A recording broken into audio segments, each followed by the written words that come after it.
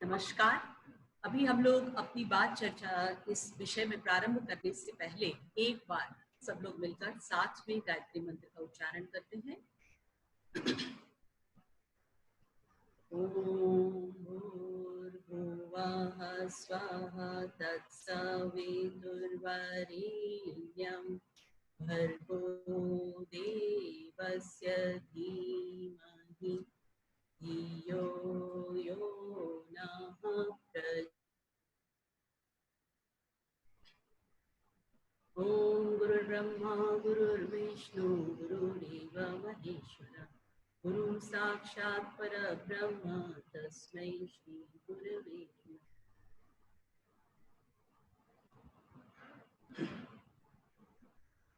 जैसा कि भैया ने आपको बताया अभी कि हम लोगों का जो आज का विषय है वो है भावी विश्व का भावी संविधान, हमारा युग निर्माण सत्संकल्प। तो वैसे वर्तमान के बिना कोई भावी हो नहीं सकती। तो भावी मुझे लगता है इसलिए इसको कहा गया, जैसा गुरुजी ने कहा है कि 21वीं सदी का संविधान, और 21वीं सदी के लिए गुरुजी ने कहा था उज्जवल भविष्य। संविधान का मतलब होता है आचार संहिता, मतलब वो आचार संहिता जिसका यदि हम सब अनुसरण करें तो उज्जवल भविष्य की परिकल्पना साकार हो सकती है। हमारा युग निर्माण जो है, जो गुरुजी ने युग निर्माण योजना चलाई है, जिसका लक्ष्य है मनुष्य में देवत्व का उदय, धरती पर स्वर्ग का अवतरण। अब ये बात आती है कि इस संकल्प में एक तो सबसे बड़ी बात गुरुजी ने इसमें कहा है कि ये युग निर्माण सत संकल्प है। इसमें दो चीजें हैं, एक सत और दूसरा संकल्प। यदि उन्होंने ये नहीं कहा कि ये हमारे युग निर्माण का सद्विचार है या युग निर्माण का सद्ज्ञान है या युग निर्माण का कोई सद्भाव है, ऐसा नाम न देकर युग निर्माण, हमारा युग निर्माण सत्संकल्प। संकल्प आप हम सब जानते हैं, संकल्प वो है जिसका कोई विकल्प नहीं होता। एक ऐसा दृढ़ निश्चय जो हमें अपने व्यवहार में लाना ही है। जो भी निश्चय हम करते हैं, जो भी निर्णय हम लेते हैं अपनी बुद्धि से, वो ही हम सामान्य तौर पर व्यवहार में लाते हैं। तो संकल्प जब होता है तो वो तो दृढ़ निश्चय है, उसे हमारे जीवन में उतरना ही चाहिए। दूसरी बात इसके साथ लगी है सत्संकल्प। सत, ये संकल्प कैसा है? ये कोई सामान्य संकल्प नहीं है, केवल किसी मान्यता पर या किसी समझ, ऐसी समझ पर आधारित जो सत के विरुद्ध हो, ऐसा कोई संकल्प नहीं। सत संकल्प का मतलब ये है कि ऐसी समझ पर आधारित संकल्प जो सत के अनुरूप है। तो अब ये बात आती है कि सत के अनुरूप संकल्प की बात गुरुजी ने जो कही, उसमें एक बहुत बड़ी बात आती है कि मनुष्य में देवत्व का उदय और धरती पर स्वर्ग का अवतरण चूंकि हमारा लक्ष्य है, तो वो केवल ये बात स्पष्ट हो जाती है कि सत के आधार पर ही ये संभव है। बहुत और मनुष्य से थोड़ा आवाज बढ़ाइए। अपेक्षा की जा रही है कि वो सत्य के आधार पर अपना आचरण, कार्य, व्यवहार करे। क्यों? मनुष्य को मनुष्य कब कहा जाता है? केवल देह मिल जाने से कोई मनुष्य हो जाता है? मनुष्य देह मिल जाने के बाद भी गुरुजी ने कहा है कि हम सब ज्यादातर मान्यताओं में जीते रहते हैं, और मानकर जीना, मान्यताओं के आधार पर जीना तो पशु भी कर लेता है। इसीलिए गुरुजी कहते हैं जब तक व्यक्ति में ज्ञान की पिपासा नहीं जागती, व्यक्ति सही को समझने जानने की चेष्टा प्रारंभ नहीं करता, तब तक वो मनुष्यता में प्रवेश नहीं करता है। मानव देह मिल जाने मात्र से कार्य नहीं होता। हमारे अंदर सत्य की पिपासा, सही की पिपासा, सही को जानने समझने की पिपासा जागना चाहिए। और उसको जब वो जाग जाती है और उसके अनुसार जब हम सत्य को समझने लग जाते हैं, जानने समझने लग जाते हैं, तभी हम कहते हैं कि अब व्यक्ति के अंदर विवेक का जागरण हुआ। क्योंकि विवेक क्या है? यदि मनुष्यता वास्तव में प्रमाणित होती है विवेक सम्मत आचरण, कार्य, व्यवहार करना, है ना? तो विवेक आप हम सब जानते हैं कि सत असत कि डिस्क्रिमिनेशन पावर विवेक है, औचित्य अनुचित्य की डिस्क्रिमिनेशन पावर विवेक है, धर्म अधर्म की डिस्क्रिमिनेशन पावर विवेक है। तो क्या ये सब अलग अलग चीजें हैं? नहीं। सत्य के अनुरूप जो परमात्मा की व्यवस्था है वही धर्म है, और सत्य के अनुरूप जो चीजें हैं वही औचित्यपूर्ण है, वही सही की श्रेणी में आती है। उन सब का पालन और अनुसरण करना वास्तव में इसी में मानवता प्रमाणित होती है। तो एक तरीके से यदि हम देखें तो ये जो युग निर्माण सत्संकल्प है, ये वास्तव में इस पर चले बिना हमारी मानवता भी प्रमाणित नहीं। हम स्वयं को मनुष्य कहने के अधिकारी भी तभी हो सकते हैं जब हम इस सत्संकल्प के आधार पर अपने आचरण, कार्य, व्यवहार, अपने जीवन को ढालेंगे। कैसे? अब देखिए, इसमें एक बात आती है कि अब ये बात आती है कि सत्य क्या और असत्य क्या। सबसे पहली बात हमारे मन में ये आएगी। तो हम सब जानते हैं परमात्मा सत्य है, ईश्वर सत्य है, और क्या चीज है? ईश्वर अंश, जीव अविनाशी। अर्जुन को परमात्मा ने जब अपना विराट स्वरूप दिखाया तो क्या दिखाया था कि इस समूची सृष्टि में समूचा ब्रह्मांड जो है उसमें परमात्मा चेतना ही व्याप रही है, और सारा ब्रह्मांड ईश्वर के विराट शरीर के रूप में अर्जुन को दिखा, यानी सब कुछ परमात्मा के अंदर ही समाया। अब देखिए, परमात्मा के अंदर समाया हुआ है वो ऐसे समझ लीजिए कि जैसे हमारा शरीर है, हमारे शरीर में जीवात्मा चैतन्य, जीवात्मा के रूप में मैं या हम विराजमान है, ठीक है ना। हमारी चेतना या हम चेतन रूप में इस शरीर में विराजमान। अब इसमें एक बात आती है कि जब हम चेतन रूप में इसमें विराजमान है, अब ये शरीर की सिमिली इसलिए दिए जा रही है कि इसको हम पूरी तरीके से समझ सकेंगे परमात्मा की व्यवस्था को, और धर्म क्या है इसको हम पकड़ पाएंगे। तो जैसे इस शरीर के अंदर एक चेतन सत्ता, एक जीवात्मा चेतन के रूप में विद्यमान है, और ये एक यूनिट के रूप में है, ये एक शरीर।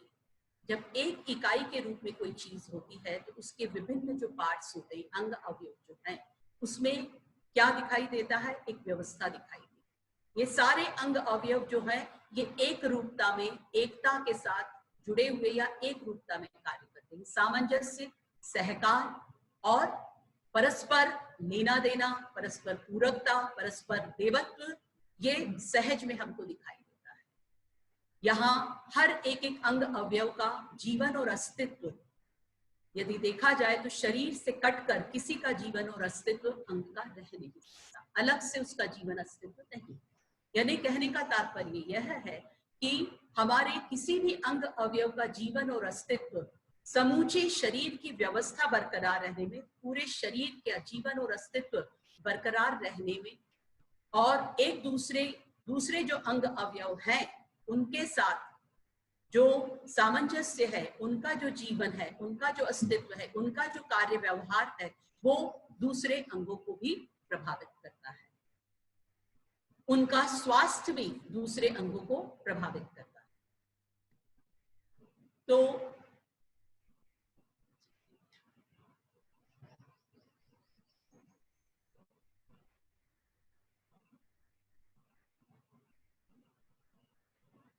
कहने का मतलब ये हुआ कि जब भी कोई चीज एक यूनिट के रूप में है, ऐसा ही तो उसके अंग अवयवों में, उसके विभिन्न घटकों के अंदर सामंजस्य होगा, तालमेल होगा, उनका जीवन और अस्तित्व एक दूसरे पर निर्भर होगा, और परस्पर देवत्व और परस्पर आदान प्रदान में ही इन सब का जीवन बरकरार रह सकेगा, इन सब का अस्तित्व बरकरार रह सकेगा। एक दूसरे का जीवन एक दूसरे से पोषण पा रहा है।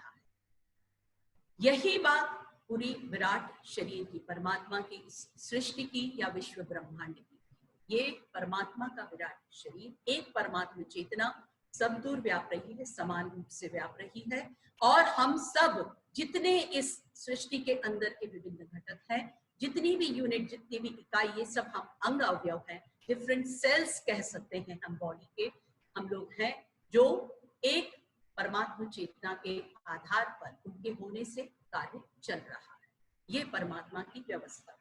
जैसे हमारे अंग अवयवों में परस्पर पूरकता, परस्पर देवत्व, परस्पर सामंजस्य, परस्पर आदान प्रदान, या इसी को हम कहते हैं यज्ञ, है ना, परोपकार, यज्ञ, ये चल रहा है, वैसा ही इस विराट शरीर में भी, सृष्टि में, ब्रह्मांड में भी चल रहा है। तो यज्ञ ही इसकी व्यवस्था है, परस्पर देवत्व ही इसकी व्यवस्था है, और वही धर्म है। जो व्यवस्था है वही इसका धर्म है। इस पूरी व्यवस्था का धर्म वही हमको धारण करने योग्य है। इस व्यवस्था के अंदर जैसे हाथ, इस शरीर में हाथ की एक अपनी भागीदारी है। इस समूची व्यवस्था को, इस शरीर की पूरी व्यवस्था को बरकरार रखने के लिए हाथ की जो भागीदारी है वो हाथ का स्वधर्म है। वो उस पूरी व्यवस्था को ध्यान में रखकर है। हाथ कोई ऐसा कार्य नहीं कर सकता जिससे कि शरीर की दूसरी व्यवस्थाएं या दूसरे अंगों को कोई नुकसान पहुंचे। ऐसा कोई भी कार्य यदि हाथ करता है तो कालांतर में हाथ को ही उसका खामियाजा भरना पड़ेगा, उसका इफेक्ट सहना पड़ेगा। तो ऐसी ही इस पूरी सृष्टि की व्यवस्था है। तो हमारा धर्म क्या है कि इस पूरी विराट व्यवस्था के अंदर जो हमारी भागीदारी, जो हमारा धर्म है, इस पूरी व्यवस्था को ध्यान में रखते हुए, उसको जानना, समझना, उसको ध्यान में रखते हुए अपना जो भागीदारी है हर स्थिति परिस्थिति में, वो मेरा स्वधर्म है, वो मेरा कर्तव्य है, उसका निर्वाह करना। तो अब इसमें एक बात स्पष्ट आ जाती है कि मेरे प्रत्येक कर्तव्य का निर्वाह हर चीज के साथ, हर स्थिति परिस्थिति में जो जो मेरे कर्तव्य होते हैं उनका निर्वाह इस समूची व्यवस्था को ध्यान, परस्पर देवत्व को, पूरे यज्ञ को ध्यान में रखकर करना होगा। सबके कल्याण का भाव, सबके पोषण का भाव। हाथ कोई ऐसा काम नहीं कर सकता जिससे दूसरों को पोषण मिले, कि हाथ ये सोचे कि नहीं साहब ये तो मैं लेकर आया हूं, अब इसको केवल अपने तक सीमित रखूंगा और पूरे शरीर को नहीं मिले। मुंह सोचे कि नहीं साहब ये मैंने चबाया है और ये सिर्फ मुझ तक सीमित रहना चाहिए, पूरे शरीर को नहीं जाना चाहिए, क्योंकि ये तो मेरा पुरुषार्थ है। तो हाथ अपना जीवन और अस्तित्व भी बरकरार नहीं रख सकते। यानी कहने का मतलब है कि जो भी कोई एक यूनिट, ऐसे ही हम परिवार में देखते, परिवार एक यूनिट के रूप में काम करता है। परिवार के प्रत्येक व्यक्ति का जीवन यापन, उनका अस्तित्व, उनकी जो जीवन है वो एक दूसरे से प्रभावित होता है।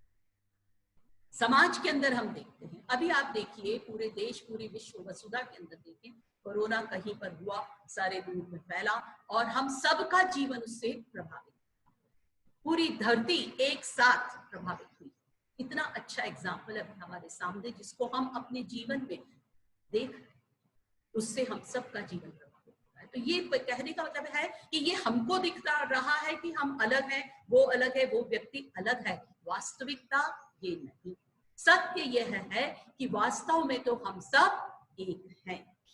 एक ही यूनिट के विभिन्न अंग अवयव हैं, प्रकट रूप में, मूलभूत रूप में तो, चेतना रूप में तो आत्मा और परमात्मा की एक रूपता है।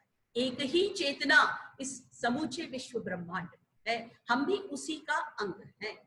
उसी चेतना का अंग ये जीवात्मा के रूप में प्रकट हो रहा है, अंतःकरण और उसके साथ तादात्म्य करके। ये भी मेरा अंतःकरण जो है, ये भी मेरा करण है, उपकरण है, इंस्ट्रूमेंट है। शरीर मेरा बाह्यकरण है, इंस्ट्रूमेंट है ना। अभी क्या हो जाता है, जैसे ही हमको ये, हमने अपने एक्सप्रेशन के लिए इंस्ट्रूमेंट लिए, इनसे तादात्म्य में स्थापित किया और हम इसी को अपनी आइडेंटिटी मानते हैं ना। हम अपने आप को शरीर रूप में देखने लगते हैं तो सब अलग हो जाते हैं। हम अपने आप को अंतःकरण के रूप में देखते हैं, एक लिमिटेड अंतःकरण के रूप में, लिमिटेड मन के रूप में देखते हैं, तो फिर अलग अलग दिखने लग जाते हैं। पर हम जब चेतना के साथ अपना तादात्म्य और हकीकत में भी जब चीजों को देखते हैं, अपने ज्ञान चक्षुओं से, अपनी विचार शक्ति से जब हम देखते हैं, तो वास्तव में ये समझ में आता है कि हम सब अलग अलग नहीं, एक यूनिट के रूप में हैं और हमारा अस्तित्व और जीवन एक साथ। इसीलिए गुरुजी ने सबसे पहला सूत्र, इस अंडरस्टैंडिंग को, इस बोध को, इस सत्य के ज्ञान को जब तक हम नहीं जानेंगे, हमें धर्म समझ में नहीं आएगा, और धर्म नहीं समझ में आएगा तो हम अपने कर्तव्यों का निर्वाह, हमारा अपना जीवन, हमारे अपने संबंधों का निर्वाह हम ठीक से नहीं कर सकते किसी भी क्षेत्र में, चाहे फिर वो शरीर के साथ संबंध हो, चाहे फिर वो हमारा किसी व्यक्ति से संबंध हो, परिवार में संबंध हो, समाज के साथ हो, प्रकृति के साथ। जब हमारी मान्यता गलत, हमारी समझ गलत, समझ सत्य के अनुरूप नहीं, तो ये एक बात पकड़ में आई कि सत्य यह है कि वास्तव में हम सब एक हैं, सत्य के अनुरूप हम सब एक हैं, एक ही यूनिट के विभिन्न अंग, यदि प्रकट रूप में भी अपने आप को, और उसी के आधार पे धर्म भी हमको पकड़ में आ जाता है। और यही हमारा वास्तविक विवेक, इस सत्यता को जानना, और इस सत्यता में आरूढ़ होकर हम जब इस बोध के साथ, इस ज्ञान के साथ जब हमारा कार्य व्यवहार आचरण होने लग जाता है, तब हमारा आचरण विवेक सम्मत कहलाता है। इसीलिए गुरुजी ने पहला सूत्र जो रखा, हम ईश्वर को सर्वव्यापी न्यायकारी मानकर उसके अनुशासन को अपने जीवन में उतारें। अब एक बात आती है कि ये मन में आ सकता है कि न्यायकारी किस रूप में? देखिए, जब हम एक घर बनाते हैं, घर को एक यूनिट के, तो घर की सारी चीजें जो है वो घर के प्रत्येक व्यक्ति के लिए समान रूप से उपलब्ध है। ऐसे ही हम देखें, परमात्मा ने जो बेसिक चीजें जो है, हवा सबको समान रूप से उपलब्ध है, सूर्य का प्रकाश सबको समान रूप से उपलब्ध है ना, पानी सबको समान रूप से उपलब्ध। दूसरी एक और व्यवस्था है परमात्मा की न्यायकारी व्यवस्था। हम यदि इमली बोएंगे तो इमली का फल प्राप्त करेंगे, आम बोएंगे तो आम का फल निकलेगा। प्रकृति में ये सहज व्यवस्था है, और ये परमात्मा की न्यायकारी होने का प्रमाण है, ठीक है ना। दूसरी बात आती है ईश्वर का अनुशासन। तो अभी अपन ने देखा कि परस्पर देवत्व, परस्पर यज्ञ, परोपकार, यही धर्म है। और एक धर्म है कि हर एक अंग जो है, हर एक जो घटक है, उसका एक इस समूची व्यवस्था के अंदर ये जो पूरा यज्ञ चल रहा है, इस सृष्टि का जो महायज्ञ चल रहा है, ये जो महान व्यवस्था चल रही है, उसमें हर एक घटक की एक भागीदारी है। वो उसके अनुरूप उसका स्वरूप है, उसके अनुरूप उसका स्वभाव है, और वो उसका स्वधर्म है, ठीक है ना। तो इस अपने स्वधर्म को, समूची व्यवस्था को ध्यान में रखते हुए इस पूरे के साथ हम जब कार्य व्यवहार आचरण कर रहे हैं, तो हमारा कार्य व्यवहार आचरण विवेक सम्मत है। तो ये हुआ हमारा पहला सूत्र। अब इसमें बात आती है कि आप बार बार कह रहे हैं कि हर स्थिति परिस्थिति में आपको अपना जो कर्तव्य है, आपका जो स्वधर्म है, क्योंकि हम कोई एक जैसी स्थिति में हर समय नहीं रह रहे, तो कई बार हमको ये लगता है कि अब इस स्थिति में हमारा धर्म क्या है। तो देखा जाए शरीर के साथ हम रह रहे हैं, अब स्वयं में जो हम हैं, वहां तो हमें अपने साथ तो धर्म समझ में आया कि विवेक के अनुरूप जिए, विवेक के अनुरूप हमारी इच्छा बने, विवेक के अनुरूप हमारी चाहना बने, विवेक के अनुरूप हमारे विचार बने, हमारी भावनाएं बने, जो सही है, सत्य है, जो धर्म है, उसके अनुरूप हमारे अंदर ये सारे हमारे अंतःकरण का जितना कार्य व्यवहार है, जितना क्रियाकलाप है, वो उसके अनुरूप हो जाए, और फिर उसी के अनुरूप हमारा शरीर कार्य, है ना। अब बात आती है शरीर की। शरीर के संदर्भ में तो फिर शरीर हमारा उपकरण है। अंतःकरण का ध्यान रखना, अंतःकरण की सफाई करना, अंतःकरण को सही रखना, ये हमारी जैसी जिम्मेदारी है, वैसे ही शरीर भगवान का मंदिर है, और हम चेतन स्वरूप है, आत्मा परमात्मा एक है, और वो इसके अंदर निवास कर रहा है। जीवात्मा रूप में भी ईश्वर अंश, जीव अविनाशी, उन्हीं की एक स्फूर्णा के रूप में, उन्हीं की एक स्फुल्लिंग के रूप में परमात्मा ही इस शरीर में विराजमान है। तो परमात्मा के अनुरूप व्यवस्था इस शरीर की, शरीर का संरक्षण पोषण और स्वास्थ्य, है ना, परमात्मा के अनुरूप ये कार्य कर सके, अपने हर कर्तव्य का निर्वाह हमारे अनुरूप ये कर सके, हमारा शरीर ऐसा शरीर बना रहे, तभी शरीर स्वस्थ है, स्व में स्थित है, ठीक है ना, तभी वो स्वस्थ है। देखिए ना, जरा सा भी हमको अस्वस्थता का भान कब होता है? जब हम जैसा चाहते हमारा शरीर यदि नहीं चलता तो हमें लगता है शरीर कुछ अस्वस्थ हो, है ना, फिर हमको लगता है या कहीं पेन हो रहा है या कहीं, यदि देखा जाए तो हमको किसी प्रकार की भी असुविधा जब शरीर के साथ, शरीर के संचालन में हो रही है तो हमें भान होता है कि हम अस्वस्थ है ना, शरीर हमारा अस्वस्थ है। तो शरीर के संरक्षण, पोषण और स्वास्थ्य का ध्यान रखना ये हमारी जिम्मेदारी है, और उसके लिए नियमितता और आत्मसंयम दो चीजें रही हैं कि हमको जो भी कुछ शरीर को ग्रहण करवाना है वो उसके संरक्षण, पोषण और स्वास्थ्य का ध्यान। आत्मसंयम, संयम का मतलब है कि सही के अर्थों में हम जो किसी भी चीज का निर्वाह करते हैं, उस जिम्मेदारी का निर्वाह जब करते हैं तो वो संयम है। शरीर के साथ सही है कि शरीर को का ध्यान उसके संरक्षण, पोषण और स्वास्थ्य का ध्यान। यदि हम जो भी चीजें शरीर के लिए ग्रहण करें वो इस बात को ध्यान में रखें कि उससे इन तीनों चीजों की पूर्ति हो, उसके विपरीत न जाए। तो हमने अपने आप की शरीर के लिए क्या चीज स्वास्थ्यकर है, शरीर के पोषण में क्या क्या सहायक है, शरीर के संरक्षण में क्या क्या, ऐसी हमारी पूरी शरीर के साथ की चर्या, शरीर के साथ का निर्वाह, उसको स्वच्छ रखना, उसको स्वस्थ रखना, उसको पोषण देना, ये सारा कार्य हम उसके साथ। तो फिर हमने शरीर के साथ विवेक सम्मत अपने स्वधर्म का निर्वाह। उसके बाद आता है अंतःकरण की, जो अपन ने बात करी। अंतःकरण की बात जब हमारी आती है कि हमारा मन, हमारी बुद्धि में तो विवेक जागृत हुआ। अब कई बार हम देखते हैं कि हमने निर्णय तो लिया बुद्धि ने कि सही ये है और उसके अनुरूप हमको जीना है, पर कई बार हम ये देखते हैं कि हम उसके अनुरूप पूर्णतया जी नहीं। ऐसा क्यों होता है?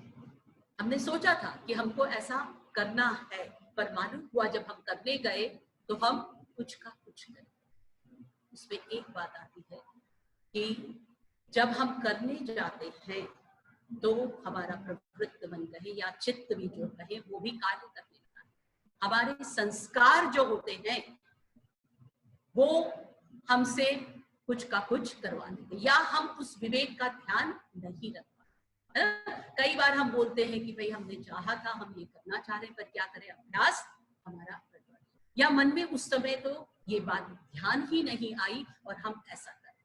तो जो कर गए वो अभ्यास के कारण और संस्कार के कारण ना। तो क्या मतलब हुआ कि अब हमको केवल जो बात हमने जानी है, जो विवेक संबद्ध, जो सही है, जो धर्म है, जो कर्तव्य है, उसको जानने मात्र से कार्य नहीं होगा, उसके अनुरूप हमारे अंदर संस्कार बढ़ जाए, वो सतत हमारे ध्यान में बना रहे, उसके लिए हमको प्रयास करना होगा। उसके लिए गुरु जी ने बोला कि मन को कुविचारों और दुर्भावनाओं से बचाए रखने के लिए स्वाध्याय एवं सत्संग की व्यवस्था रखें। हमको बार बार जितना हमको, एक तो ये जो विवेक की बात जो आज अपन कर रहे हैं, जैसे अभी अपन जो कर रहे हैं, ये स्वाध्याय का है ना।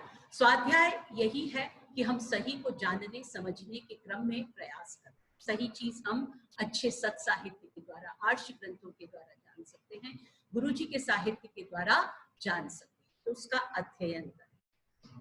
उसका अध्ययन करने मात्र से स्वाध्याय पूरा नहीं होता, स्वाध्याय के साथ अध्ययन, चिंतन, मनन ये भी जुड़ा। यदि जो चीज हमने पढ़ी, जो चीज हमने किताब में से देखी, उसको हम चिंतन करें, क्या, क्यों, कैसे, हर स्थिति परिस्थिति, मतलब ये क्या है, क्यों है, कैसे है, इसको जाने, तो हमारा चिंतन, तब बात पूरी समझ में आती है। फिर उसके बाद मनन का मतलब अब हम देखें कि ये जो बात सही है, इसके स्तर पर हम कहाँ खड़े, हमारे अंदर क्या चीज है, इसको हम ध्यान दें।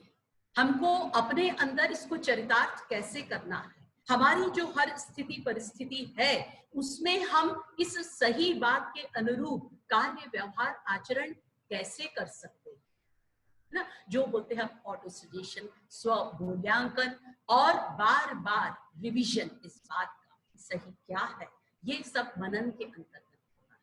तो जब अध्ययन चिंतन मनन ये दोनों तीनों चीजें जब पूरी होती हैं तब स्वाध्याय कंप्लीट होता है। और फिर निधिध्यासन, फिर उसको ध्यान रखकर ध्यान पूर्वक जीने का अभ्यास।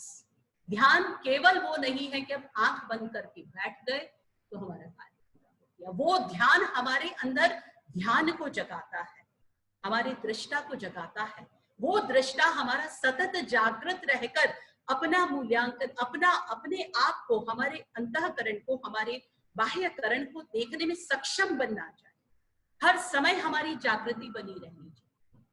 तो ये हमको करना चाहिए। ये हमारा जब पूरा होता है तब जाकर हमारे को ये सतत ध्यान बना रहेगा, ये अवेयरनेस बनी रहेगी कि हमको हर स्थिति परिस्थिति में क्या करना है, सत्य के अनुरूप या धर्म के अनुरूप आचरण कार्य व्यवहार कैसे करना है। दूसरी बात बताई गुरु जी ने, इंद्रिय संयम, अर्थ संयम, समय संयम और विचार संयम का सतत अभ्यास करें। देखिए जब हम काम करने जाते हैं शरीर का इन्वॉल्वमेंट है, इंद्रियों का अभ्यास है, इंद्रियों के विषय बाहर है, बहिर्मुखी होती है, बाहर से चीजें ग्रहण करती है। अब एक बात है कि स्वाध्याय अकेले से भी, क्योंकि ये मन जो है बहुत डायनामिक है, मन हर समय चीजें परसीव कर रहा है। केवल जो हमने स्वाध्याय किया, ये किया, अब हमने स्वाध्याय किया है, चिंतन किया है, मनन किया है, ध्यान किया है, पर जैसे ही आंखें खुली हम वहां से हटे, स्वाध्याय करके चिंतन मनन करके हटे, जैसे ही हमारी इंद्रियां बाहर की ओर उन्मुख हुई तो जो उनका अभ्यास है वो करने लगे, है ना। वो कुछ भी देखेंगी, आंख है देखने के लिए, कुछ भी तो ये केवल स्वाध्याय मात्र करने से, हमारे निश्चय कर लेने से मात्र से नहीं होगा। हमारा जो प्रवृत्त मन है उसको भी हमें साधना पड़ेगा, हमारी जो इंद्रियां हैं उन्हें भी हमें साधना पड़ेगा। तो इंद्रिय संयम क्या हुआ कि इंद्रियां भी, इंद्रियों से हम सत के अनुरूप चीजें ग्रहण करें, वो चीजें जो हमारे सत संस्कारों को पोषित करें, वो चीजें, क्योंकि जो कुछ हम देखते हैं, जो कुछ हम सुनते हैं, जो कुछ हम इंद्रियों से ग्रहण करते हैं उसका भी संस्कार हमारे मन में। हम स्वाध्याय तो किए, थोड़ी देर के लिए पढ़ाई लिखाई करने बैठे, चिंतन भी किया, मनन भी किया, पर बाकी समय हम गलत चीजों में इन्वॉल्व, बाकी समय हम गलत चीजें इंद्रियों से ग्रहण करते, ऐसा है ना। जिस बात को अपने जो अभी निधिध्यासन की बात कही, वो सतत ध्यान बना रहकर कार्य व्यवहार आचरण में हमारे तब आएगा जब हमारा प्रत्येक इंस्ट्रूमेंट उसके साथ अलाइन हो जाएगा, हमारी इंद्रियां भी उस सत के अनुरूप कार्य करने लगेगी, वो बाहर से सत को ही ग्रहण करेंगे, ठीक है ना। तो अब ये बात आ सकती है मन में कि भाई सत को कैसे ग्रहण करे, संसार में तो, संसार तो गुण दोषमय है। तो उसमें संयम के अंतर्गत हम जितना अपने द्वारा जितना कुछ कर सकते हैं, जो हम है, हम उन चीजों में, बहुत सारी ऐसी चीजों में इन्वॉल्व रहते हैं जो हमारे, जो गलत चीज है ना, जो हमारे को सत का कहना चाहिए, सत की फीडिंग्स नहीं दे रही, जो हमें कई ऐसी चीजों की फीडिंग दे रही हैं जो हमारे, जो वास्तव में सही नहीं है। तो उन फीडिंग से हम अपने आप को बचाएं। दूसरी बात आती है, वो ये आती है कि अर्थ संयम। तो इंद्रिय संयम के अंतर्गत ये बात आई। दूसरी बात जो अपनी बात आई थी कि गुण और दोषमय है, बाहर से यदि कोई चीज हमको गलत देखने में आ गई तो अब इंद्रिय संयम को हम कैसे करें। तो देखिए इंद्रिय संयम, बाहर से देखने में आई जो चीज, वो कहाँ प्रभाव डाल रही है, हमारे मन पर, है ना। तो इंद्रिय से जो चीज हमने देखी वो जब तक मन के अंदर ग्रहण नहीं होती और मन में उसका प्रभाव स्थायी नहीं रहेगा तब तक वो प्रभाव नहीं डालेगी, तब तक वो आपके कार्य व्यवहार आचरण को प्रभावित नहीं कर सकती। पर अब आपने देखी है, गलत चीज देखी है, तो तत्काल उस पे मन का शमन करें। तत्काल कोई गलत चीज देखने में आई, कोई आपको अब विवेक के प्रकाश में समझ में आ रहा है क्या सही है, क्या सत्य के अनुरूप है, क्या सही है। अब आपको मालूम है कि तो और जाना नहीं, कदाचित देखने में आ गई, तो तुरंत भगवान से प्रार्थना करिए। वास्तव में प्रार्थना ऑटो सजेशन है, देखा जाए कि हे परमात्मा धियो यो न, सबको सद्बुद्धि, है ना, हम सबको सद्बुद्धि दीजिए, हम सब सत्य को ग्रहण करें जैसे ही आपने ये किया, और बार बार अब उसका चिंतन मत करें, है ना। जब हम इंद्रियों से कोई चीज ग्रहण कर रहे हैं, जब उसका बार बार चिंतन करेंगे, बार बार उसका मनन करेंगे, तो मन में ग्रहण हो जाएगी, उससे प्रभावित होंगे तो मन में ग्रहण हो जाएगी, इसलिए उससे प्रभावित नहीं, और बार बार भी उसको देखेंगे तो उसका प्रभाव, इसलिए तुरंत उसका शमन करिए और उससे दूर रहने का प्रयास करें। मन के अंदर यदि आ गई देखने में तो शमन करें, ठीक है ना, और बार बार उससे बचें। फिर आता है अर्थ संयम। अर्थ संयम साधन, सुविधाएं जो हमारे को साधन हैं वो हमारे शरीर के, वो हमारी आवश्यकता और उपयोगिता के हैं। तो अर्थ संयम के अंतर्गत बात आती है कि जो भी साधन हम अपने आसपास करें, जो भी हमारे रहने के लिए या अपनी उपयोगिता जो है साधन, वो केवल आवश्यकता और उपयोगिता को, वो हमारा स्टेटस सिंबल नहीं। स्टेटस सिंबल यानी क्या हुआ, वो साधन, देखिए अभी जब हम अपने आप को शरीर मान लेते हैं मात्र, उतने मात्र से हम देखें तो हमारी सुख शांति संतोष और आनंद हैम्पर होने, हम जब अपने आप को शरीर मानते हैं तो अब उसको आप थोड़ा सा 1 मिनट के लिए मैं आपको यहाँ पर इस चीज का एक एहसास कराने के लिए एक थोड़ी सी देर के लिए आप एक परिकल्पना करिए, यदि आंख बंद करके कर सकते हैं तो ऐसे करिए कि ये पूरा पूरा विश्व ब्रह्मांड आपका अपना, सब कुछ यहाँ पर जितना कुछ है, यहाँ जो भी कोई रह रहे हैं, ये सब आपके अपने बंधु बांधव, आपके अपने भाई बहन, यहाँ पर जितने रिसोर्सेस हैं, जितना कुछ यहाँ इस प्रकृति में मौजूद है, वो सब आपके घर तक उठा है। सोचिए आप इस व्यापकता के साथ, ये सब मेरा अपना है, ये सब मेरे अपने साथ है, मैं सब इन सब के साथ एकात्म। आपको कैसी व्यापकता, कैसा आनंद, कैसी भरपूरता, कैसा एक फुलफिलमेंट, एक कंप्लीटनेस की फीलिंग।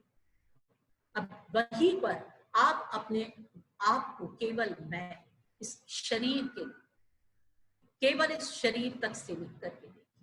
जैसे ही आप अपने आप को इस शरीर तक लाए, केवल शरीर में आए, तो आप देखते हैं आप संकुचित हो, शुद्ध हो गए, और संकीर्णता, एक शुद्धता आती है, जो विराटता, जो आनंद, जो एक बड़प्पन की, एक जो महानता की फीलिंग, हम वास्तव में महान है और उस महानता के साथ ही हम आनंद, है ना।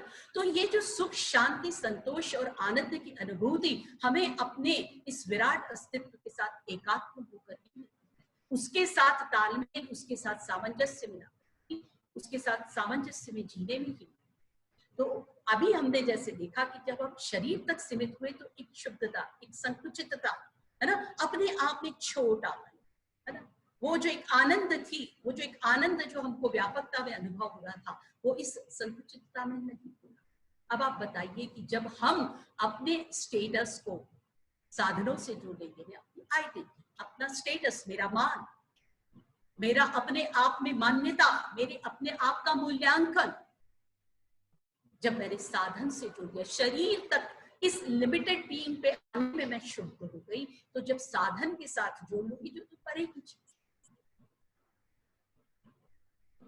तो मेरा अपमान, मेरा मान, मैंने खुद, ये मेरा मान है, स्टेटस, साधन के साथ अपने आप को जोड़ लेना मेरा मान है, अपनी आइडेंटिटी को उसके साथ जोड़ लेना मेरा मान है, या मेरा स्वयं के द्वारा स्वयं अपना अपमान। और फिर उसका परिणाम क्या, साधन खत्म, साधन कहीं टूटे तो है ना, साधन कैसे ज्यादा से ज्यादा अर्जित करें। गुरुजी ने एक बहुत बढ़िया बात कही है कि कोई भी व्यक्ति यदि अपनी आवश्यकता उपयोगिता से अधिक, विलास के ये अधिक खर्च करता है, तो वो प्रकारांतर से दूसरे लोगों में दूसरी जगह दूसरे मनुष्यों को अभावग्रस्त जीने के लिए मजबूर करना है। There is enough to meet the need of everyone in this nature, but not to meet the greed of anyone. किसी भी व्यक्ति की अपनी आवश्यकता से अधिक के लिए प्रकृति के पास नहीं है। कोई उसकी अपनी आवश्यकता से अधिक यदि संचय कर रहा है तो वो किसी की आवश्यकता पर कुठाराघात करता है, उसकी आवश्यकता की चीज को छीन रहा है। अर्थ संयम में इस बात को ध्यान रखना है कि आवश्यकता और उपयोगिता आधारित, केवल हर बात को, हर सामान को खरीदने से पहले ये 10 बार सोचिए कि कोई चीज, क्या इस चीज के बिना मेरा काम चल सकता है? यदि चल सकता है तो मुझे कोई आवश्यकता, बहुत कंफर्टेबल जोन में भी जाने की जरूरत नहीं। अब तो आप बहुत अच्छे से, हम लोग बाहर की दुनिया में भी देख रहे हैं ना, MBA वगैरह की क्लासेस होती है, सब लोग बोलते भाई आप अपने कंफर्टेबल जोन से बाहर आए, है ना। हम कोई भी चीज, जीविशा, कोई भी अपनी प्रगति जो है अपने कंफर्टेबल जोन से बाहर आए बिना वास्तव में नहीं कर सकते, है ना। तो अर्थ संयम की बात इस सारे परिप्रेक्ष्य में आती है। तो आवश्यकता और उपयोगिता आधारित हमारे साधन, मात्र आवश्यकता और उपयोगिता, तो अर्थ संयम सच जाएगा। उसमें एक बहुत बड़ा फायदा ये भी होगा कि हम अनावश्यक यदि साधन अपने पास जुटा लेते तो उनके रखरखाव में हमारा बहुत सारा समय, केवल साधनों के साथ क्या हमें अपना जीवन गुजारते, हम तो जीवन में बहुत बड़ी महानता के साथ अपने आप को अभिव्यक्त करने आए हैं। हमारे बहुत सारे कर्तव्य हैं, हमको तो एक व्यापक रूप में अपने आप को प्रमाणित करना है, एक महान के रूप में हमको अपने आप को प्रमाणित करना है, अपने कर्तव्यों का निर्वाह करना है, परिवार के साथ करना है, समाज के साथ करना है, प्रकृति के साथ करना है। यदि साधन में ही फंस कर रह जाएंगे तो फिर कहाँ हमारे पास समय, हमारा निरर्थक समय संयम, क्योंकि जितना हमारे पास समय है उतना ही हमारे पास जीवन, या ये बोले कि जितना जीवन है उतना ही समय है। इस सब में हमको अपना कार्य कर जाना है, सारा कार्य कर जाना है। इसमें सुख, शांति, संतोष और आनंद का अनुभव हर स्थिति परिस्थिति में करना है। अपने कर्तव्यों का निर्वाह, अब ये बात पकड़ में ना, कि कर्तव्यों का निर्वाह और इस बोध के साथ जीना कि मैं सबके साथ एक हूँ, इस बोध में ही मेरा वास्तविक आनंद है। और इस बोध में जब मैं हूँ तो जैसे परिवार के अंदर परिवार का मुखिया परिवार के सभी लोगों के साथ एक होकर, परिवार का मुखिया कभी ये नहीं, कोई भी काम करने से पहले उसे ये देखना पड़ता है उसके मन में अपने आप, उसके अंदर एकत्व का बोध है परिवार के लिए, तो उसके मन में ये बात आती है कि मेरे किसी भी एक्शन से मेरे परिवार पर क्या असर हो, यदि वो उस परिवार के एकत्व के बोध के साथ जीना। ऐसे ही हम इस विराट के साथ एकत्व का बोध, है ना, उसी में हमारा आनंद और उसको जीना है। तो हमारे पास समय उसको प्रमाणित करना है, उस बोध के साथ जीना है, एक व्यापकता के साथ जीना है और उस बोध के साथ हर कर्तव्य का निर्वाह करना। परिवार का वो मुखिया अपने सबके प्रति कर्तव्यों का निर्वाह करेगा, और नहीं तो परिवार की व्यवस्था बिगड़ जाए, व्यवस्था में उसकी सही भागीदारी नहीं हो सकती, सही अर्थ, है ना। तो कहने का मतलब ये हुआ कि समय संयम, समय को हम अपना ज्यादा से ज्यादा सही को जानने समझने, सही को अपने आचरण कार्य व्यवहार में डालने और सही के अनुरूप जीने और हर स्थिति परिस्थिति धर्म का निर्माण, ठीक है ना। सत्य के बोध, सत्य में स्थिर हो जाए, सत्य में हमारा पूरा अंतःकरण, पूरी भावनाएं, विचारणाएं, हमारे विचार, हमारी भावनाएं, हमारी इच्छाएं सब उसके अनुरूप ढल जाए, एक ये प्रयास अपने अंदर करना है। और फिर उसको एक्शन में, कार्य व्यवहार में, कर्तव्य के रूप में जो कार्य व्यवहार में आए, विवेक सम्मत आचरण कार्य व्यवहार में आए, तो उसके लिए समय से हमारा समय हमको फालतू नहीं बर्बाद करना है। ये एक बहुत बड़ा कार्य है। न जाने कहाँ कहाँ के संस्कार हम ले लेके आए हैं, न जाने कैसी कैसी वृत्तियां, जैसे ही हम प्रवृत्ति में आते हैं, प्रवृत्त मन जिसको गुरुजी बोलते हैं कि यहीं पे सारे संस्कार, आपके जखीरा संस्कारों का बड़ा, है ना। और जैसे आप प्रवृत्ति में आते हो ध्यान के साथ नहीं, तो या फिर वो उभर कर आपके अंदर आपके अंदर ही एक रेजिस्टेंस पैदा करती है। आप अपने कार्य को पूरे मनोयोग के साथ नहीं करते, है ना। तो ये एक बहुत बड़ा कार्य है, उसको करना है। और ये एक डायनामिक फील्ड है, जैसा अभी अपन देख रहे हैं। इसीलिए इंद्रिय संयम, अर्थ संयम, समय संयम और विचार संयम, सब विचार भी हमारे हम बहुत फालतू फालतू हम छोड़े रहते हैं मन को, इसलिए मन को सतत विधेयात्मक विचारों में, ये हमारा मंत्र जब जो कहा जाता है, गुरुजी बोलते जब खाली बैठो, जब काम में लगे हुए हो तो काम के संदर्भ में विचार करो। पर कई काम हमारे दैनंदिनी जीवन में ऐसे होते हैं, जैसे हम लोगों के लिए भोजन बनाना इतनी सहज प्रक्रिया हो जाती है कि भोजन बनता रहता है, खटखट काम होते रहते हैं और मन में कोई ना कोई विचार चलते हैं। तो ऐसे समय में हम कुछ भी विचार कर सकते हैं। हमने इधर से देखा, पड़ोसी के यहाँ कुछ हो गया, कुछ गड़बड़ हो गई, उस पर विचार, किसी ने मेरे को कुछ कह दिया, मुझे कुछ बुरा लग गया, उस पर विचार।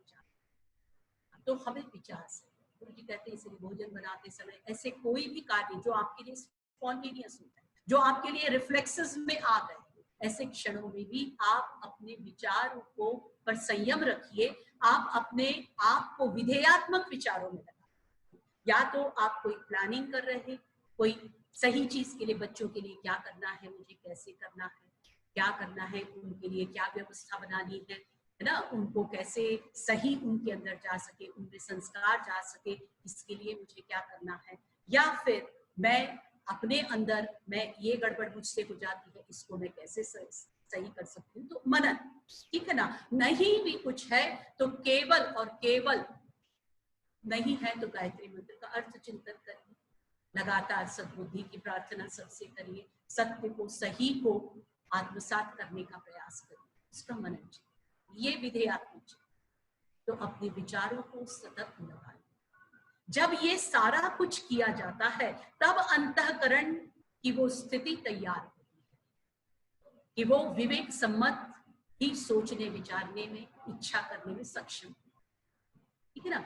तो ये सारे संयम हमको अपनाने हैं। और जब हम ये सारी जो उसके अनुरूप जब इच्छा बनती है, सही के अनुरूप, विवेक सम्मत, प्रज्ञा के अनुरूप, सज्ञान के अनुरूप, ज्ञान के अनुरूप, जब हमारा सब कुछ हो जाता है तो वो हमारे कार्य व्यवहार आचरण में आएगा। जैसे ही कार्य व्यवहार आचरण में आता है और इस बोध के साथ, जब महानता के बोध के साथ जब हम जीते हैं, वो प्रमाणित होती है हमारे अंदर। तो आप खुद देखेंगे कि आपको लगता है कि सही चीज है और इससे कितनी खुशहाली मेरे अंदर मैं महसूस कर रही हूँ, सुख, शांति, संतोष और आनंद का। और इससे सारी व्यवस्थाएं बनी रहती हैं, है ना। तो एक व्यवस्था जब बनी रहती है तो हमको प्रमाण मिलता है इसके का। तब हमारी ये समझ जो हमने विचार रूप में, जो स्वाध्याय के रूप में जो हमने एक ग्रहण करी थी, ये वास्तव में एक दृढ़ विवेक के रूप में, एक समझदारी के रूप में, एक सुनिश्चितता के रूप में हमारे अंदर कायम हो जाए। हमारा कार्य व्यवहार आचरण समझदारी का संस्कार बोले या विवेक का संस्कार बोले, ये पुष्ट होता है। व्यक्ति समझदार होता है, वो हर स्थिति परिस्थिति में इस समूची व्यवस्था को ध्यान में रखकर, सबका ध्यान में रखकर कोई भी कार्य व्यवहार आचरण करता है कि मेरे इस कार्य से, मेरे इस कर्म से किसी का कोई नुकसान, प्रकृति का कोई नुकसान, किसी प्राणी मात्र का कोई नुकसान, किसी समाज के व्यक्ति का किसी का नुकसान, सबके हित सद रहे हैं या नहीं, सबका कल्याण सद रहा है या नहीं, है ना। अपने इस बोध के साथ जीना, ये समझदारी हर कार्य में। फिर पर्सनल भी होते हैं तब भी ये बात बनी रहना, हमेशा ये जागरूकता बनी है। यही तो मेरे सचेतन होने का प्रमाण है, यही मेरी चेतनता का प्रमाण है, मेरी जागरूकता। मेरी बेहोशी में जीना, होश नहीं, फिर काम चल रहा है, एक यंत्रवत कार्य चल रहा है, ऐसा नहीं। सचेतन होकर होश में जीना, यही समझदारी है। समझदारी जैसी आती प्रमाणित होती है ईमानदारी, प्रमाण के लिए समझदारी, बात कोई बात बिल्कुल सुनिश्चित हो गई तो वो प्रमाणित होगी, मनसा वाचा कर्मणा, प्रमाण, है ना। तो ईमानदारी उसी के अनुरूप जीने का एक कृत संकल्पित हम होंगे। और जब समझदारी होगी, ईमानदारी होगी उसके जीने का, तो जिम्मेदारी का निर्वाह अपने आप, ऐसा व्यक्ति जिम्मेदारी के साथ उसकी समझ उसको जिम्मेदारी का एहसास करा रही है कि यहाँ वो अकेला नहीं है, सबके साथ है और सबके ध्यान रखते हुए जीने में ही उसका गौरव है, उसकी महानता है, उसका आनंद है वास्तव। नहीं तो किसी का भी हित, यदि उसको ये अच्छे समझ आते, किसी का भी हित यदि मेरे किसी कार्य व्यवहार आचरण से किसी का हित यदि थ्रेटन्ड हुआ, उसमें कोई कुठाराघात हुआ, तो ये परोक्ष रूप से या कालांतर में मेरे हित को प्रभावित करेगा। हमने देखा, आप हम सब बहुत अच्छे से देख रहे हैं, प्रकृति से हमने दोहन शोषण किया, प्रकृति का उसको देने के क्रम पर या उसके साथ प्राप्त जो हमारा निर्वाह था कर्तव्यों का, उसको हमने ठीक नहीं, तो ये परिणाम हमारे सामने आज आ रहे हैं। तो ये बात आती है जिम्मेदारी। हर स्थिति में मैं शरीर के साथ हूँ, परिवार के साथ हूँ, समाज के साथ हूँ, प्रकृति के साथ हूँ, इन सब का ध्यान रखना वो जीवन का, सबके प्रति अपने कर्तव्यों का ध्यान, ठीक है, और उसका निर्वाह। ऐसा व्यक्ति अर्थ संयम अपने आप होगा। अर्थ संयम जहां है वहां प्रकृति के साथ निर्वाह है। उसके लिए गुरुजी ने आगे एक और बात बोली, जिम्मेदारी आती है, जिम्मेदारी के साथ एक बहादुरी का मुद्दा। बहादुरी का मुद्दा क्या होता है?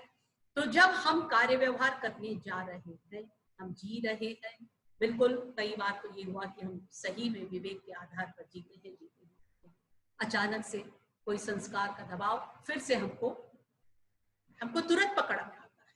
जो सचेत होकर जी रहा है, समझदारी, ईमानदारी और जिम्मेदारी के साथ जी रहा है, उसे उसके विपरीत कोई भी अंदर चीज उठी तो उससे पता अच्छा ये तो विपरीत है, तो वो क्या करेगा? सबसे पहले उसका क्षमा, उसको अलग हटाए। अलग हटाने का क्या मतलब है? कोई हमको द्वेष नहीं, कोई राग नहीं, हमको अपने विवेक पर आरूढ़ होकर नहीं, आप बैठिए चुपचाप, हमको तो ये करना है ना। तो वो अपने मन को जीतेगा। सबसे बड़ा विजेता जिसने खुद को जीता, सबसे बड़ी बहादुरी है जिसने स्वयं को जीता। बहादुरी समझ के अनुरूप जीवन यापन करना, ठीक है, ये सबसे बड़ी बात है। जब हम जिएंगे तो हम दूसरों को प्रेरित कर पाएंगे। फिर ये दूसरी बात, हमारे आचरण कार्य व्यवहार से हम जो बात बोलेंगे उसमें एक आत्मविश्वास, हम जो करेंगे उससे एक वातावरण तैयार हो। यहाँ पर एक बात ध्यान रखिए, जो कर्म हम केवल स्थूल शरीर से करते हैं वही नहीं है। विचार संयम के अर्थों में भी ये बात ध्यान देने की है। जो हम मन में विचार करते हैं, मन में भाव करते हैं, मन में इच्छाएं आती हैं, मन से हम जिस चीज का चिंतन करते हैं वो भी कर्म है, वो भी एक वातावरण तैयार है। इसीलिए कई बार हमको लगता है कि स्थूल रूप से तो हमने कोई बात गलत करी नहीं, है ना। मैं कोई गलत चीज देख रही हूँ, उस गलत चीज को अपने मन में डाल रही हूँ, उस समय मेरा मन उस गलत चीज का चिंतन कर रहा है, उस गलत चीज के चिंतन में मैं उसको पोषण दे रही हूँ, उसको एम्पावर कर रही हूँ, उसको वातावरण में फैला रही है ना। ये जिम्मेदारी है। इस नाते एक और बात जो अपन ने बात करी थी, उसी बात को फिर से यहाँ पर भी हम सब कि कोई भी गलत चीज देखी उसका भी बार बार चिंतन करने में यही हो रहा है। मैं मानसिक कर, उसको मैं एम्पावर कर रही हूँ, मैं मानसिक कर्म कर रही हूँ, उस वातावरण को एम्पावर कर, ठीक है ना। तो इसलिए ना कोई गलत चीज देखना है, ये सारी बातें आई, ये बहादुरी के अंतर्गत जो मुद्दा है, जिम्मेदारी के अंतर्गत फिर बहादुरी। तो जब इस प्रकार का पूरे संयम के साथ हम अपने जीवन जीते हैं, तो जो बात होती है हमारे अंदर से गुडनेस रेडिएट हो, जैसे महापुरुष उनके मनसा वाचा कर्मणा, गुरुजी बोलते उनका चिंतन, गुरुजी बोलते मैंने अपने जीवन में एक भी क्षण मात्र मनोरंजन किया नहीं, मेरा मनोरंजन लोक रंजन, मेरा मनोरंजन लोक कल्याण, ठीक है ना। हम मनोरंजन करें भी तो हमारा लोक कल्याण, ठीक है ना, सबका कल्याण, आत्मा का कल्याण, लोक का कल्याण हमारे ध्यान में, और उसी के अनुरूप मनोरंजन, ठीक है ना। तो जब हम इस प्रकार से जीने लगते हैं ऐसे महापुरुष, तो आप देखिए उनके पास जाते ही कहते हैं शास्त्रों में कहा जाता है कि जब महापुरुषों के सामने जाते हैं तो आपके अंतःकरण के पाप समाप्त होते, क्या उनके अंदर से प्रेरणा रूप में सद, धर्म और न्याय इस तरीके से रेडिएट होता रहता है कि उनके प्रभाव में जाकर हमारा अंतःकरण भी कि जितनी ही विपरीतता है वो शांत हो जाती है और हम भी उस समय उस सत के प्रभाव, मन के पाप नाश होना, पाप के अनुरूप ही हमारे अंदर कुसंस्कार। इसीलिए ये भी कहा जाता है शास्त्रों में कि गलत चीज को देखना, कहीं कुछ गलत हो रहा है तो उससे दूर रहिए। गलत को देखना भी पाप है, पाप को देखना भी पाप है, पाप का चिंतन भी पाप है।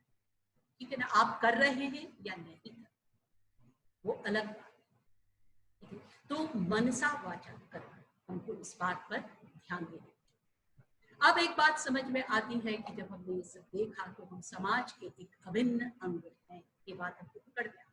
जब हम इस बोध के साथ जीते हैं, अभी हमने देखा कि मेरा सबसे संबंध है, समाज से कटकर मेरा कोई अस्तित्व नहीं है, मेरा कोई जीवन नहीं है। समाज हम सब से मिलकर ही बना है ना, और समाज के अंदर विभिन्न मनुष्य हैं। कोई भी व्यक्ति अपनी रोटी कपड़ा मकान की आवश्यकता, मूलभूत आवश्यकता को भी पूरा अकेला नहीं कर सकता, उसको समाज के सहयोग की अपेक्षा है।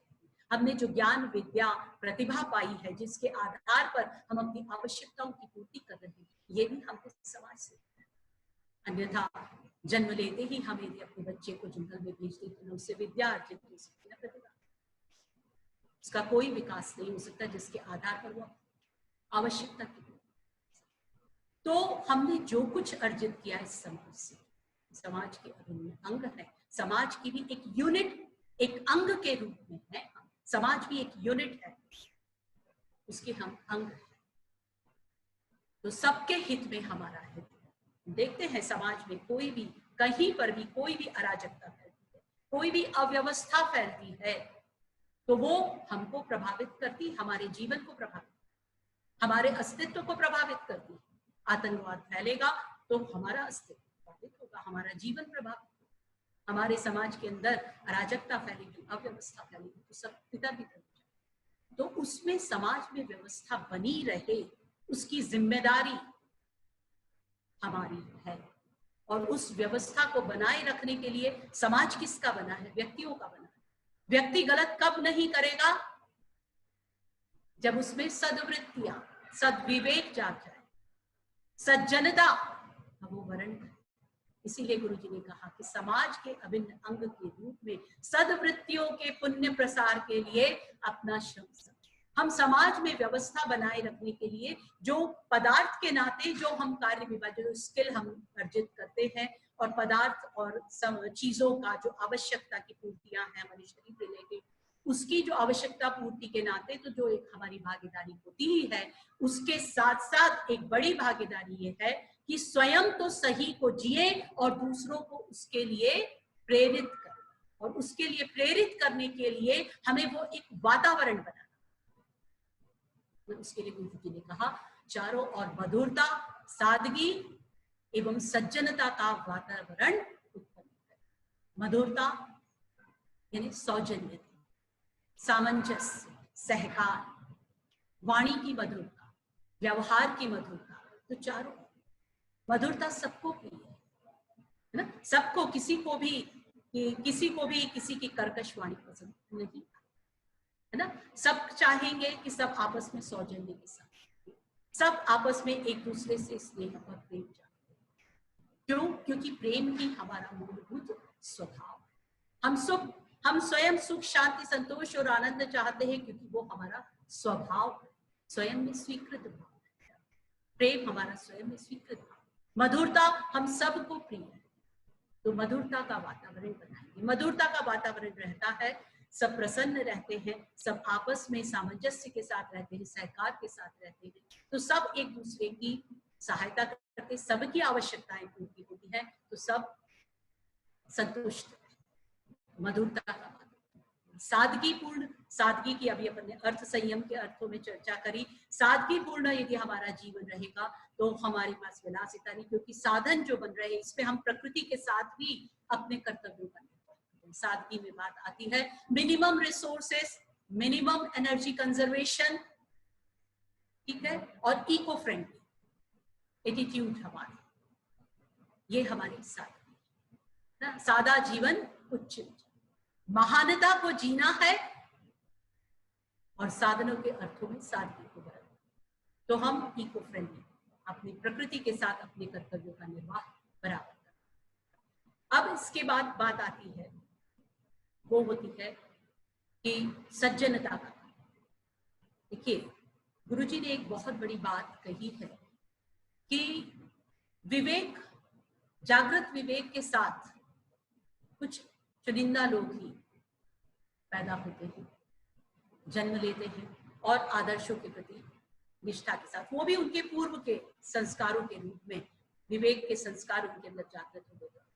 एक बच्चा जब समाज के अंदर आता है, समाज में जन्म लेता है, तो समाज का जो वातावरण है वो उसके अंदर संस्कारों को डालता है।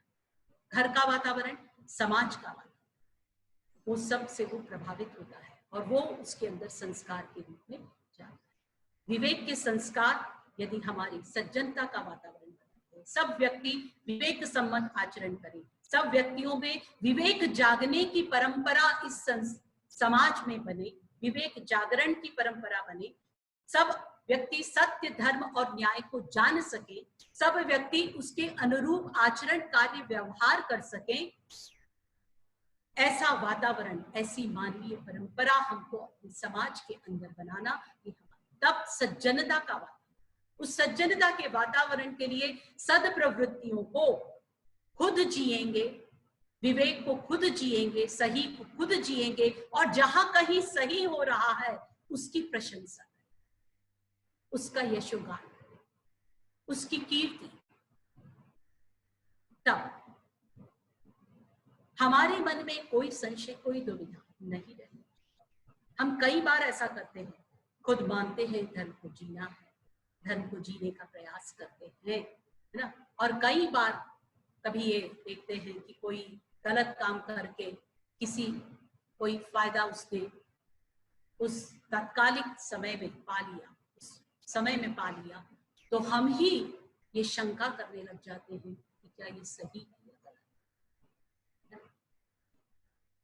और बच्चों के सामने इस प्रकार की बातें करने लग जाते, बच्चों के सामने वो डिस्कस करने लग जाते और फिर बोलते हैं कि हमने बच्चों को सही सिखाया, हम तो सही कर रहे हैं, हम बच्चों को सही सिखा रहे हैं। अब अभी करने के क्रम में भी देखें तो ये पूरी तरीके से सही बात नहीं, ठीक है ना।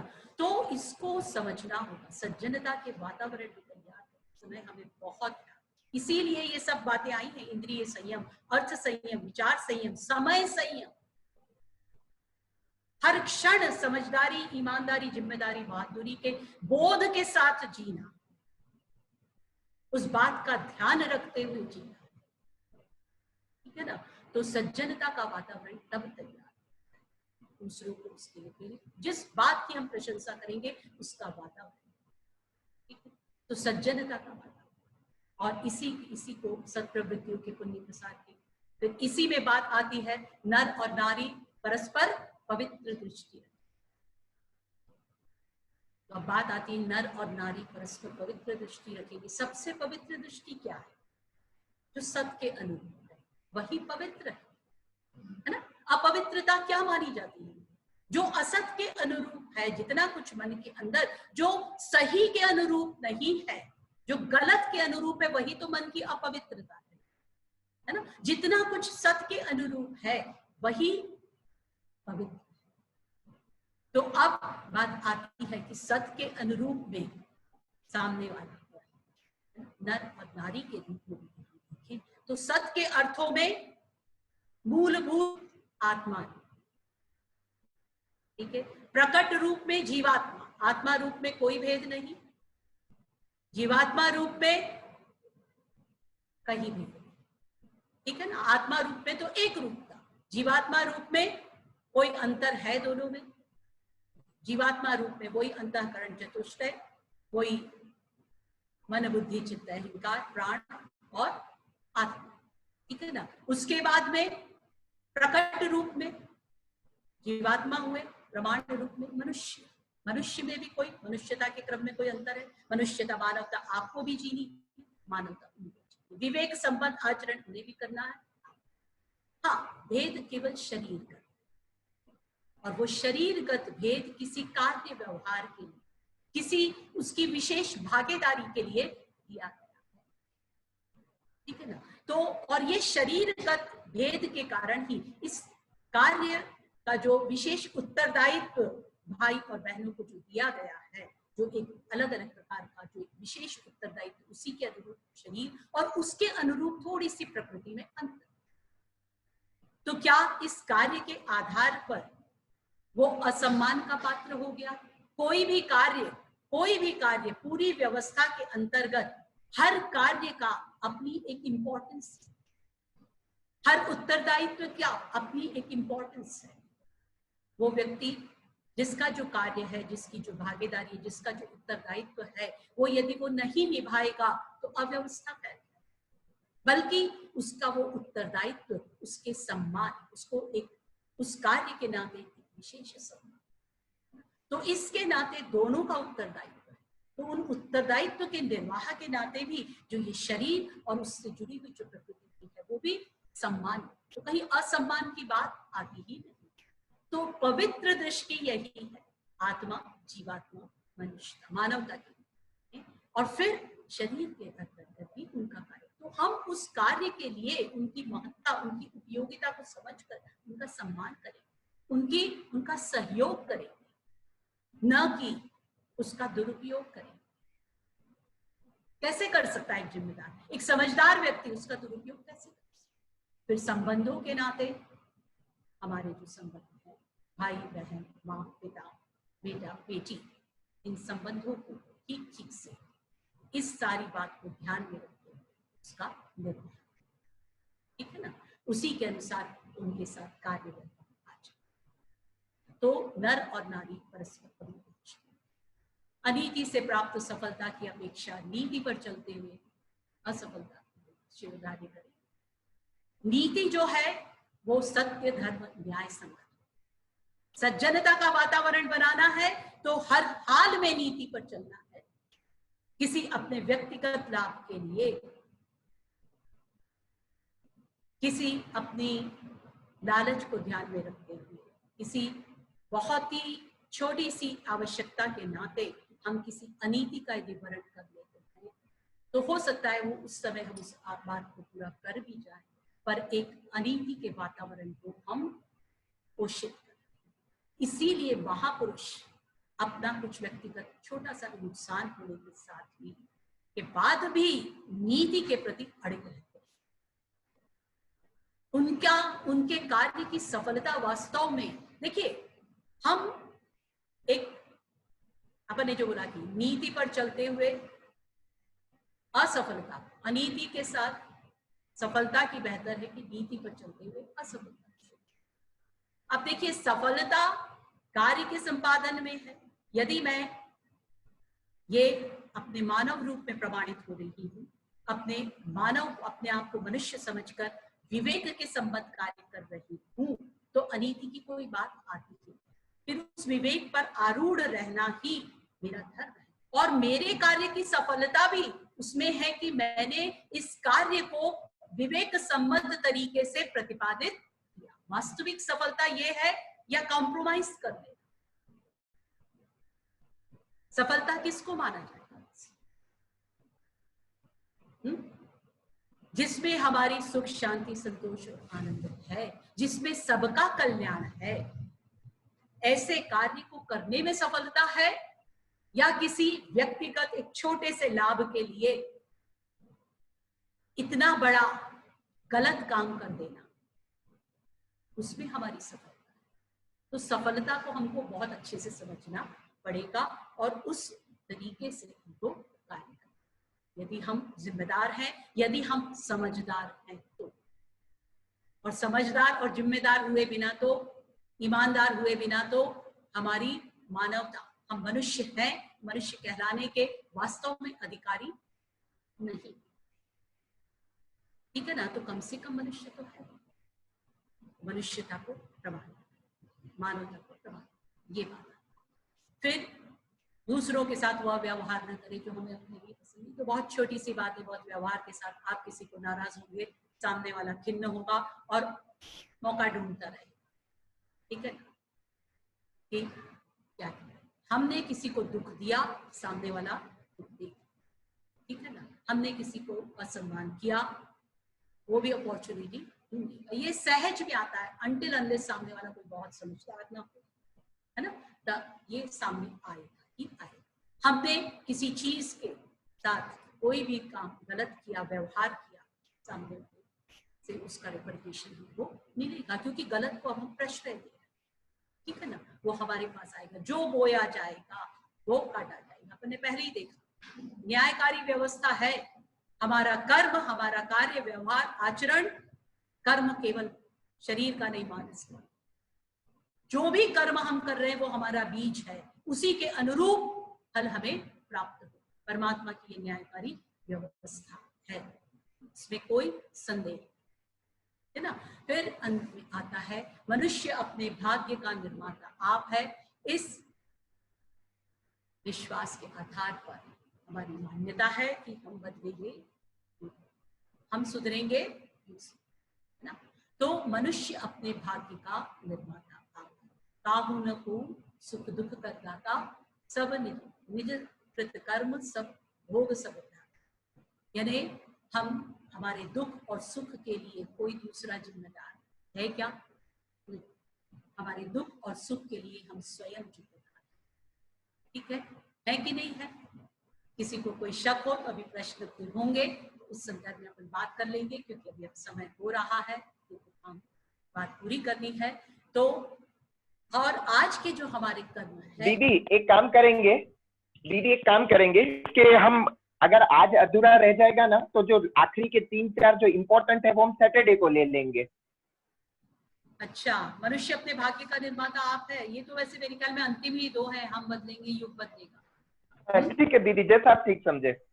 अच्छा, तो मनुष्य अपने भाग्य का निर्माता आप है, मेरा अपनी चर्चा हो रही थी। जो हमने कर्म किए हैं, जो आज हमारे सामने परिस्थितियां आई हैं, ये हमारे पुराने कर्मों का परिणाम है। कष्ट कठिनाइयों के रूप में भी आई। हमको कई बार ये लगता है कि हम तो अभी कोई गलत कर्म, पर जो हमारे सामने कष्ट कठिनाइयां आ रही है, ये हमारा पुराना।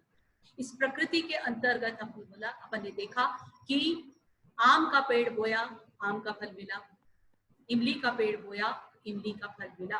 और एक बात है, आज जो बीज बोया वो आज ही फल नहीं देते, उसको एक समय लगता है। कोई फसल जल्दी पैदा होती है, किसी को ज्यादा समय से। जो आज हम कर्म कर रहे हैं, वो उनका फल कब और कैसे तैयार होगा, उसमें वक्त लग जाता है। हर अलग अलग कर्म, खाना खाया तुरंत पेट भर गया, पर रस रक्त बनने में 72 आवर्स, सब बॉडी को पूरी एनर्जी मिलने में, सारे पोषण मिलने में 72 आवर्स, है ना। ये एक व्यवस्था है, एक सिस्टम है, उसके अनुसार सारा काम होता है। तो जो आज हमारे पास परिस्थितियां बनी हैं, वो हमारे पुराने कर्म का परिणाम, और अभी जो हम कर्म करेंगे वो उसके अनुसार आगे की परिस्थितियां। कुछ तो ऐसी बातें हैं, हमने अभी श्रम किया, मानस अच्छे से पढ़े लिखे, मेहनत करी, है ना। हमने पदार्थों पे श्रम किया, हमें पदार्थ प्राप्त हुए। हमने अच्छे से पढ़ाई लिखाई करी, अच्छे ओहदा प्राप्त किया, और अपनी आवश्यकताओं, हमने मानसिक श्रम किया तो ज्ञान प्राप्त, है ना। तो ये कुछ ऐसे श्रम है, कोई ऐसे काम होते हैं जो हम तत्काल में भी हमको परिणाम देते हैं। बहुत जल्दी जिनका परिणाम आता है, किसी को थोड़ा कम समय, किसी को ज्यादा समय, किसी को काफी जन्म भी लग जाता है। तो इस तरीके की एक व्यवस्था है, पर है सब हमारा अपना। तो मनुष्य अपने भाग्य का निर्माण, भाग्य आने अभी तो जो है वो पुराना है, आगे आने वाले को भी हम अभी अपने कर्मों को सही करके, सही के अनुरूप करके संचालित करें। मनुष्य अपने भाग्य का, और इसी आधार पर अभी अपन ने देखा कि समाज हो, प्रकृति हो, परिवार हो, या हम स्वयं में, हमारी सुख शांति संतोष और आनंद हमारे स्वयं के सत्य धर्म और न्यायपूर्ण आचरण, हमारे अपने स्वयं के इस बोध के साथ जीने में है कि मैं वास्तव में कौन हूँ, कैसा हूँ, इस सब के साथ मेरा क्या संबंध है, और इस महान बोध के साथ जीने में ही हम सत्य धर्म न्याय का अनुसरण कर पाते हैं और सुख शांति संतोष और आनंद का अनुभव कर पाते है ना। ये मेरे साथ है, यही सबके साथ है, ठीक है ना। तो जब हम बदलेंगे युग बदलेगा, जब हम बदलेंगे तो मैं बहादुरी के साथ उस वातावरण को बनाने में भी सक्षम होंगे। जैसे आपको बताया, जब हम अपने अंदर महानता अर्जित करते हैं तो उसको रेडिएट करते हैं, दूसरों को उसके लिए प्रेरित कर पाते हैं, है ना। तो हम बदलेंगे युग बदलेगा। हर व्यक्ति समाज का ऐसा सोचने लग जाए कि मुझे तो स्वयं के सुख दुख की जिम्मेदारी मेरी अपनी है। अभी अपन ने देखा, काहु न को सुख दुख कर दाता, निज कृत कर्म भोग सके। दुख मेरे अंदर है, सामने कष्ट है, दुख मेरे अंदर है। एक ही कष्ट, एक ही परिस्थिति किसी के लिए तो उसकी उन्नति का कारण बन जाती है और किसी के लिए वो असह्य हो जाती है, दीनताहीनता। सेम परिस्थिति, पांडवों का सब कुछ छिन गया तो भी वो संतुष्ट थे। धृतराष्ट्र को पूरा राष्ट्र मिला तो भी असंतुष्ट। यानी दुख और सुख, असंतुष्टि मेरे अंदर है जो मेरी समझ से प्रभावित हो, ठीक है ना। सामने वाले आने वाली कष्ट और कठिनाई आपकी ऑब्स्टिकल रेस, जो आपके ऑब्स्टिकल के रूप में है देखा जाए, जो आपका स्टेमिना बिल्डर, आप एक चैलेंज के रूप में, ऑब्स्टिकल के रूप में, और आप अपने सही को प्रमाणित करने के क्रम में यदि कटिबद्ध है तो वो आपके चैलेंज होगा, एक ऑब्स्टिकल रेस के समान आपके स्टेमिना को बिल्डअप करेगा। दूसरों की अस्वीकृति, दूसरों के मिसअंडरस्टैंडिंग, आप में वैराग्य और उपरामता पैदा, आपको हर तरीके से देखा जाए तो कोई भी अनुकूल या प्रतिकूल परिस्थिति आपको पोषित करने आई, आपकी योग्यता बढ़ाने आई, आपको सही के अर्थों में प्रमाणित होने के लिए एक फील्ड उसकी प्रदान किया है। महान महापुरुष लोग जितने होते हैं, तपस्वी जो होते हैं, वो सही के प्रति खुद कष्ट कठिनाई, क्योंकि जब कष्ट कठिनाइयों में से भी हम सही को प्रमाणित कर जाते हैं, सही के अर्थों में जी जाते हैं, तो एक ताकत उसमें, हमारे सही जीने में एक ताकत उत्पन्न होती है जो दूसरों को भी। तो हम बदलेंगे, युग बदलेंगे, इस तथ्य पर हमारा परिपूर्ण विश्वास। हम बदलेंगे, युग बदलेगा, हम सुधरेंगे, युग सुधरेगा। हम सब अपनी वास्तविकता को, अपने सत्य को आत्मा रूप में, जीवात्मा रूप में, प्रकट रूप में कैसे हम सब एक दूसरे से जुड़े हुए हैं, मनुष्यता के रूप में, मानवता के रूप में, प्रकृति के लिए डिफरेंट घटक कैसे जुड़े हुए हैं, हमारा पूरा जीवन अस्तित्व सब आपस में कैसे जुड़ा हुआ है, इस सज्ञान को हम अर्जित करें, इसके अनुरूप सद्विवेक हमारा जागृत हो, हमारा आचरण कार्य व्यवहार सत्य धर्म न्याय अनुरूप बने, ऐसी शुभकामना।